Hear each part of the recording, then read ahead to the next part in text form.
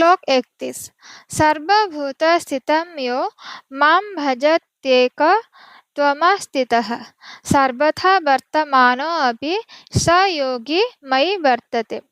जो योगी मुझे तथा परमात्मा को अभिन्न जानते हुए परमात्मा की भक्तिपूर्वक सेवा करता है, वह हर प्रकार में मुझ में सदैव स्थित रहता है। तात्पर्य: जो योगी परमात्मा का ध्यान करता है, वह अपने अंतःकरण में चतुर्भुज विष्णु का दर्शन कृष्ण के पूर्ण रूप में शंख, चक्र, गदा तथा कमल पुष्प धारण किए करता है। योगी को यह जानना चाहिए कि विष्णु कृष्ण से भिन्न नहीं है। परमात्मा रूप में कृष्ण जन जन के हृदय में स्थित है। यही नहीं, असंख्य जीवों के हृदय में स्थित असंख्य परमात्माओं में कोई अंतर नहीं है। ना ही कृष्ण की दिव्य प्रेमा भक्ति में निरंतर व्यस्त व्यक्ति तथा परमात्मा के ध्यान में निरत एक पूर्ण योगी के बीच कोई अंतर है।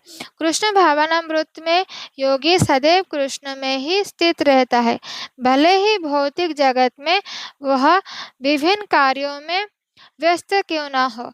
इसकी पुष्टि श्रील रूप गोस्वामी कृत भक्ति रसामृत सिद्धों में हुई है।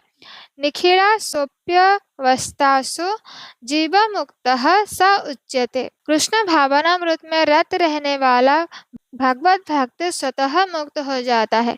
नारद पंचरात्र में इसकी पुष्टि इस प्रकार हुई है। विकलाद्यनावच्छिन्ने कृष्णे चेतो विधाय च तन्मयो भवति क्षिप्रम जीवो ब्रह्माणि योजयते। देश काल से अतीत तथा सर्वव्यापी श्री कृष्ण के दिव्य रूप में ध्यान एकाग्र करने से मनुष्य कृष्ण के चिंतन में तन्मय हो जाता है और तब उनके दिव्य सानिध्य की सुखी अवस्था को प्राप्त होता है। योगाभ्यास में समाधि की सर्वोच्च अवस्था कृष्ण भावनामृत है। केवल इस ज्ञान से कि कृष्ण प्रत्येक जन के हृदय में परमात्मा रूप में उपस्थित है, योगी निर्दोष हो जाता है।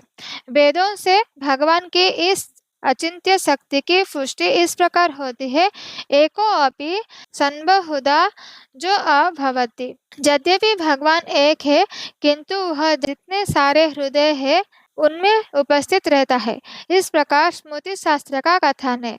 एक एव परो विष्णुः सर्वव्यापी न संशयः ऐश्वर्यात् रूपमेकं च सूर्यवत् बहुधेयते। विष्णु एक है, फिर भी वे सर्वव्यापी है। एक रूप होते हुए भी वे अपनी अचिंत्य शक्ति से सर्वत्र उपस्थित रहते हैं। जिस प्रकार सूर्य एक ही समय अनेक स्थानों में दिखता है।